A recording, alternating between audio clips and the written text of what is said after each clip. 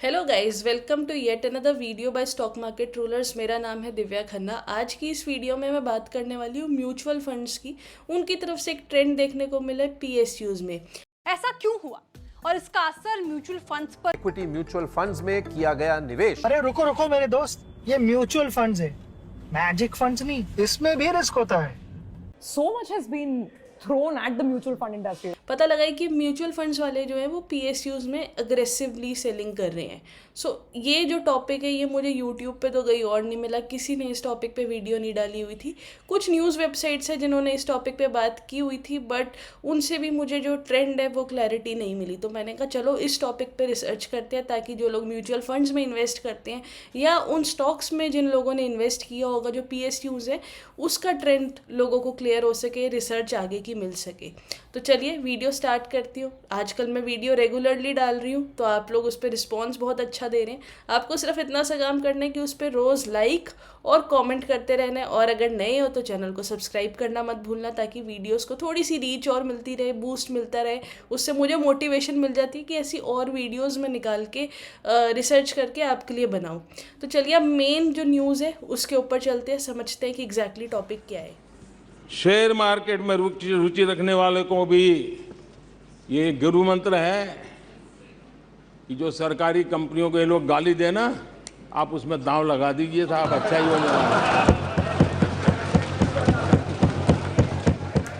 Main news यहाँ पे ये है कि म्यूचुअल फंड्स ने जो है वो स्टेक्स पीएसयू में थोड़ी सी रिड्यूस करनी स्टार्ट कर दी है। उन्हें लगता है जो वैल्यूएशंस है वो थोड़ी सी हायर साइड पे पहुँच गई है।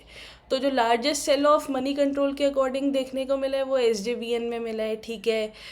इरकॉन इंटरनेशनल में भी है। एनएमडीसी स्टील में जो यहाँ पे है म्यूचुअल फंड की जो होल्डिंग्स है वो रिड्यूस होती हुई मिली हैं, ठीक है।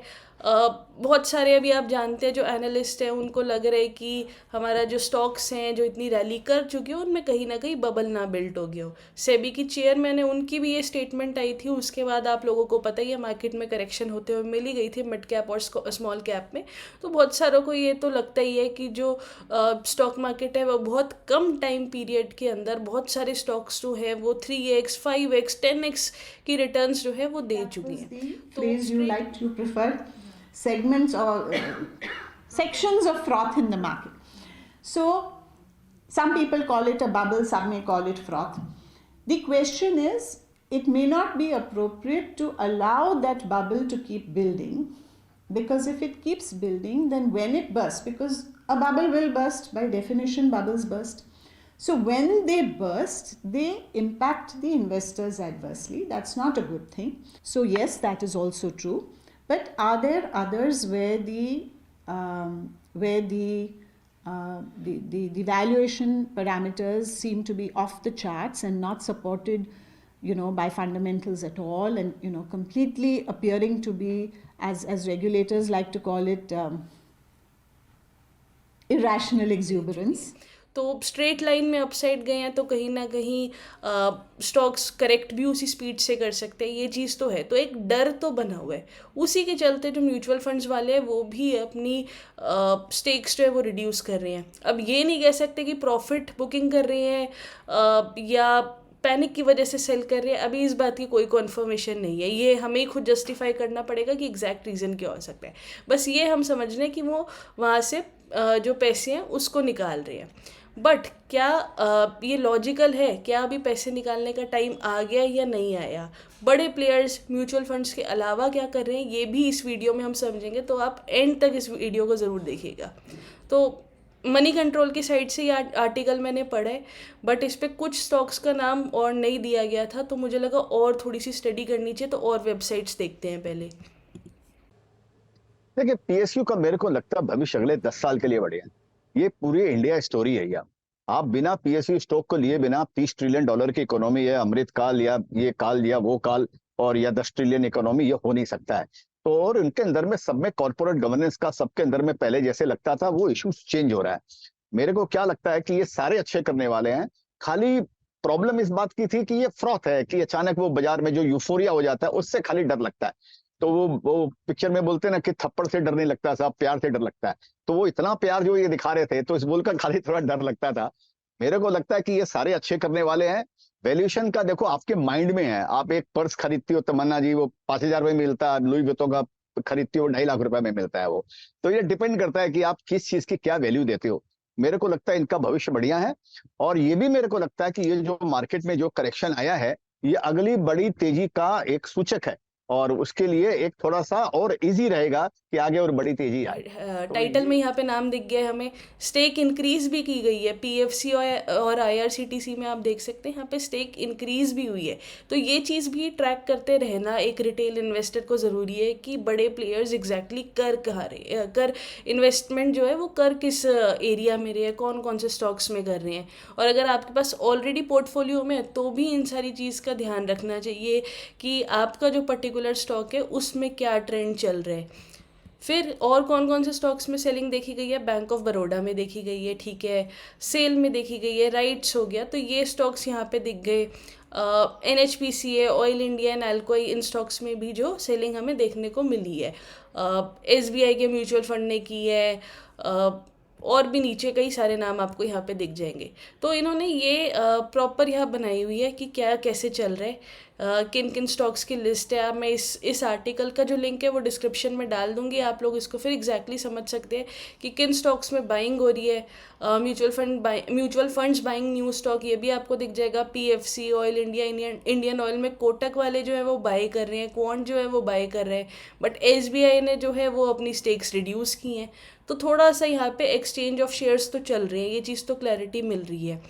फिर और भी कोटक ने और भी स्टॉक्स को यहाँ पे बाय किया है।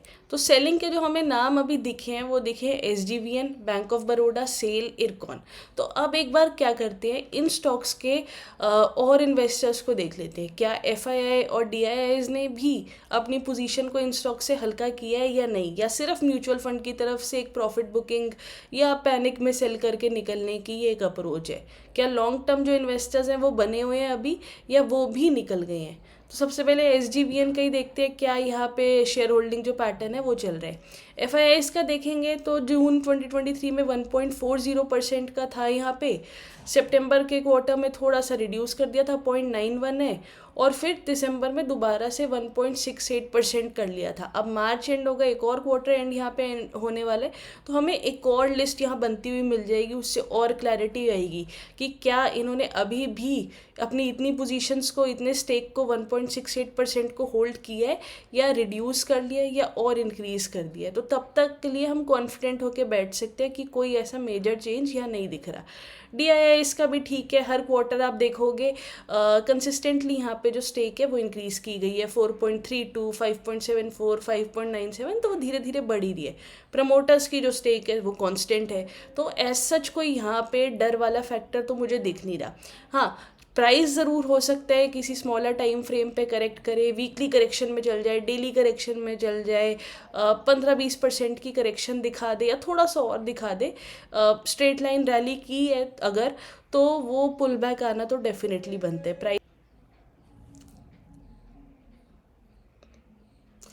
SGVN में यहाँ पे कोई मेजर चेंज तो देखने को नहीं मिल रहा किसी भी बड़े प्रमोटर, FII, DIIs की शेयर होल्डिंग पैटर्न में। अब बात कर लेते हैं इरकॉन इंटरनेशनल की। इरकॉन इंटरनेशनल में भी हमने देख लिया कि म्यूचुअल फंड्स जो है वो सेलिंग कर रहे हैं, बट अगेन FIIs ने आप देखोगे तो सितंबर के क्वार्टर से जो अपनी स्टेक है उसको इंक्रीज़ किया है। जून से सितंबर में डिक्रीज़ देखने को मिला था, बट फिर से वापस एक इंक्रीज़ देखने को मिला है। DIIs का देखोगे तो 3 टाइम्स ऑलमोस्ट स्टेक कर दिए यहाँ पे सितंबर से दिसंबर के अंदर अंदर। अब फिर मार्च के क्वार्टर में हमें आइडिया लग जाएगा। हाँ, बट प्रमोटर्स की जो स्टेक है वो रिड्यूस हुई है, आप देख सकते हो 73% से 65% की तरफ आ गया है। बट फिर भी कॉन्फिडेंस वाली बात ये है कि FIIs जो हैं उन्होंने ग्रेजुअली अपनी स्टेक को इंक्रीज़ ही किया है। मार्च के अभी नंबर्स आएंगे तो और क्लैरिटी मिल जाएगी कि कोई बड़ी सेलिंग तो नहीं हो गई। सो वहाँ से फिर जो रिटेल इन्वेस्टर्स हैं उनको और कॉन्फिडेंस आ जाएगा कि स्टॉक को अभी होल्ड कर सकते हैं या निकाल लें, जैसे कि म्यूचुअल फंड्स वाले निकाल रहे हैं। फिर तीसरा जो स्टॉक मिला है वो है बैंक ऑफ बड़ौदा का। ये भी नाम है लिस्ट में, तो इसका भी बहुत समझना ज़रूरी है कि क्या चल रहा है। FIIs की स्टेक देखेंगे तो 12.39 से यहाँ पे 12.27 की है, थोड़ा सा यहाँ पे डिक्रीज देखने को मिला है। बट ये स्टेक जो है 12% के ऊपर की, ये 3 क्वार्टर से चल रही है।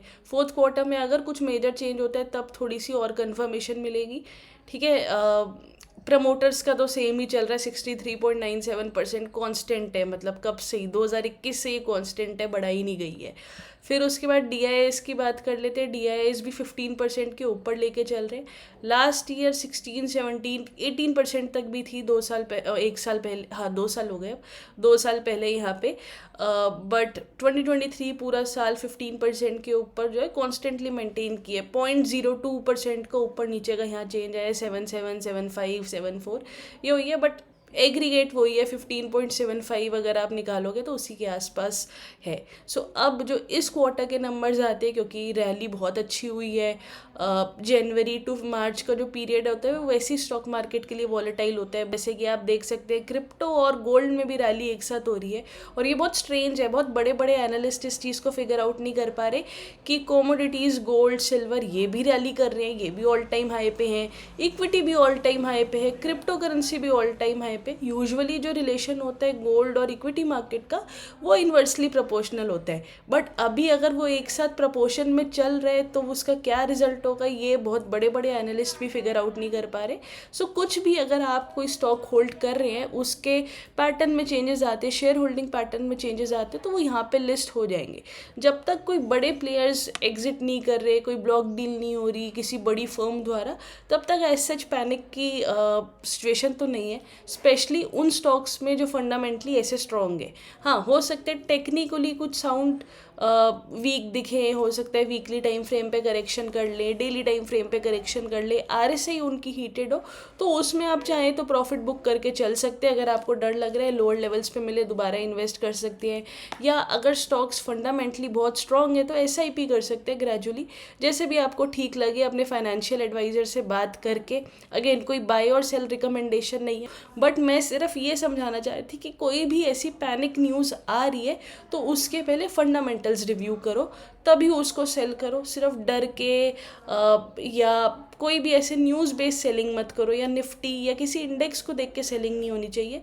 उसको पहले समझ के रीज़न ढूंढ के फिर आपको डिसीज़न लेना चाहिए कि अभी निकलने का टाइम है या अभी और बढ़ेगा। ये सारी चीज़ें देख के ही आगे अपना एक इन्फॉर्म डिसीज़न लें। सो इतना ही आज की इस वीडियो में। वीडियो इन्फॉर्मेटिव लगी हो तो लाइक ज़रूर कीजिएगा, चैनल पे नए सब्सक्राइब करना मत भूलिएगा, और कमेंट तो कर दिया करो यार। थोड़ा सा यूट्यूब इन चीज़ों को, वीडियो को प्रमोट करता है, मेहनत लगती है, रिसर्च लगती है सब वीडियोस बनाने में, तो जब व्यूज़ आते हैं, नए नए लोग चैनल से जुड़ते हैं तो अच्छा लगता है, एक एप्रिसिएशन मिलती है। सो इतना ही आज की इस वीडियो में। Thank you for watching.